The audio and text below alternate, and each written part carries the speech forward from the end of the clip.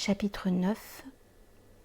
Contemplation de la lumière des fleuves par le lever de l'astre des degrés initiatiques. Les 4 fleuves prophétiques émanant de l'océan divin. Dieu me fit contempler les fleuves. Il me dit : cherche où ces fleuves aboutissent. Je regardai et je vis qu'ils aboutissaient à 4 mers. Le premier fleuve se jetait dans la mer des esprits. Le second fleuve se jetait dans la mer du prône divin. Le troisième fleuve se jetait dans la mer du psaume et de l'action de grâce. Et le quatrième se jetait dans la mer de l'amour. À partir de ces 4 fleuves se ramifiaient des canaux qui arrosaient des plantations des agriculteurs. Ensuite, je reportai mon regard sur les mers et je vis qu'elles aboutissaient à un seul et unique océan qui les contenait toutes et dans lequel elles se jetaient. Et je vis que les 4 fleuves jaillissaient de cet océan englobant où ils avaient leur source et qu'ils y retourneraient ensuite après s'être mélangés à ces 4 mers. Alors Dieu me dit : cet océan englobant, c'est mon océan. Et ces mers, ce sont les miennes. Mais les rivages savent qu'ils leur appartiennent. Celui qui contemple l'océan englobant avant les mers et les fleuves est un véridique. Celui qui contemple toutes les mers à la fois d'un seul coup d'œil est un témoin. Celui qui aperçoit les fleuves et ensuite les mers est un chercheur de preuves. Celui qui aperçoit les mers, ensuite les fleuves et enfin le grand océan, celui-là court un péril.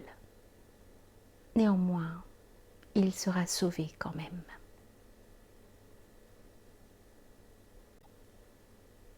L'itinéraire spirituel par les fleuves et le parcours de l'océan. Ensuite, Dieu me dit : l'homme qui bénéficie de ma sollicitude, je lui procure un vaisseau grâce auquel il peut parcourir les fleuves jusqu'à leur embouchure, et il les parcourt jusqu'à ce qu'il parvienne au grand océan. Lorsqu'il l'a atteint, celui-ci peut connaître les réalités métaphysiques et découvrir les secrets divins. C'est à cet océan immense que parviennent les rapprochés de Dieu. Quant à ceux qui les dépassent en perfection, ils sillonnent cet océan pendant 1000 ans, jusqu'à ce qu'ils prennent pied sur son rivage. Ensuite, ils s'engagent dans le désert sans fin ni limite, et ils y errent tant que dure la durée, indéfiniment. Et quand cette durée prend fin, ils sont abolis.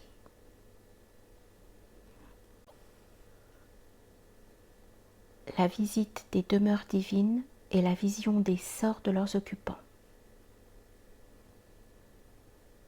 Ensuite, Dieu me dit : regarde bien. Je regardai et je vis 3 demeures.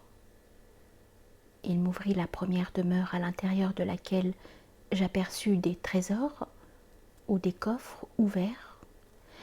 Et là je vis les sorts qui s'abattaient comme autant de flèches sur les multitudes effrayées, allant et venant dans toutes les directions pour essayer d'y échapper et de les briser. Puis je sortis de cette demeure et Dieu me fit entrer dans la seconde demeure. Là je vis des trésors fermés et dont les clés étaient suspendues au cadenas. Il me dit : prends ces clés, ouvre-les, regarde à loisir et réjouis tes yeux. J'ouvris les cadenas au moyen des clés et je vis que ces trésors regorgeaient de perles merveilleuses, de pierres précieuses et de parures telles que si les hommes d'ici-bas en soupçonnaient l'existence, ils s'entretueraient pour elles. Dieu me dit : puise parmi ces joyaux et prends ce dont tu as besoin. Ensuite, remets le reste en place comme tu l'as trouvé. » »« Non, répondis-je, je n'en ai pas besoin. » Et je refermai le trésor. Puis Dieu me dit, « Lève la tête. » Alors, je vis des portes munies de meurtrières, avec des grilles si hautes que seuls les plus grands parmi les hommes étaient capables de les atteindre, car leur hauteur était de 100 coudées. Et je vis au-dessus d'eux des grappes humaines s'accrochant aux anneaux de ces portes et qui frappaient dessus obstinément. Lorsque se prolongeait leur martèlement et qu'augmentait leur clameur, on leur envoyait par ces meurtrières des poignets tenant une lanterne afin de les éclairer et de les distinguer les uns des autres.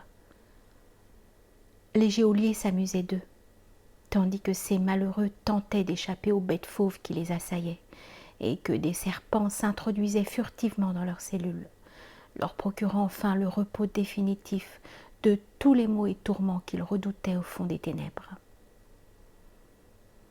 À proximité de ces trésors, je vis d'autres sorts ou flèches qui les frappaient, à l'exception des premiers.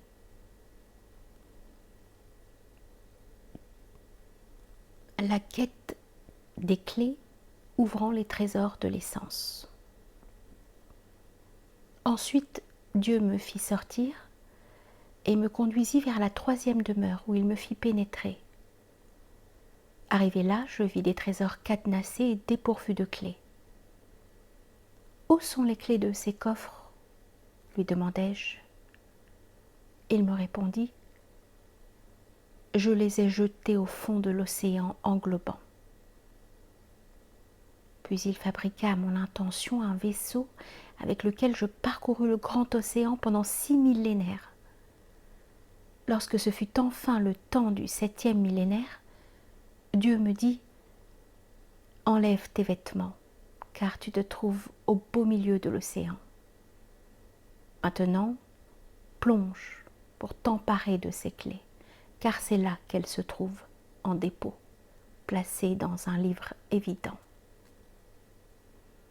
Alors j'ôtai mes vêtements, mais comme je m'apprêtais à enlever aussi mon pagne, Dieu me dit, « Sans ton pagne, tu ne pourras t'enfoncer dans la mer. » Je le serrai donc fermement autour de ma taille, puis je sautai hors de mon vaisseau et je plongeai jusqu'à ce que j'atteigne le fond de l'océan, d'où je retirai les clés.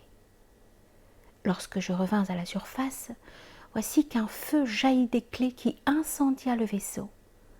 Quant à moi, je fus enlevée dans l'espace, jusqu'à ce que je parvienne en vue des trésors. Aussitôt les clés s'échappèrent de mes mains et se précipitèrent d'elles-mêmes sur les cadenas. Alors les portes s'ouvrirent toutes grandes et je fus introduit au sein des trésors. Leçon sur le dépassement du monde, du devenir. Là, je contemplais un immuable commencement dont je ne pouvais discerner la fin. J'eus beau scruter à l'intérieur pour tenter d'apercevoir quelque chose, je ne distinguais rien, que du vide. Dieu me dit alors, « Que vois-tu » ? Je ne vois rien. Eh bien, tu vois d'où parle quiconque reçoit un secret à communiquer, et ceci est sa retraite. Maintenant sors. Je ressortis, et je vis toutes les choses inscrites au dos des portes des trésors.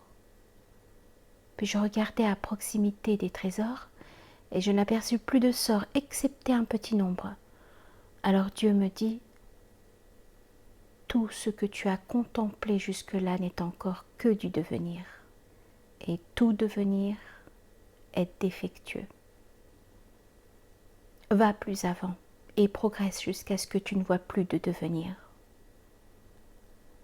Je progressai donc encore, et il me projeta dans la mer de la stupeur où il m'abandonna.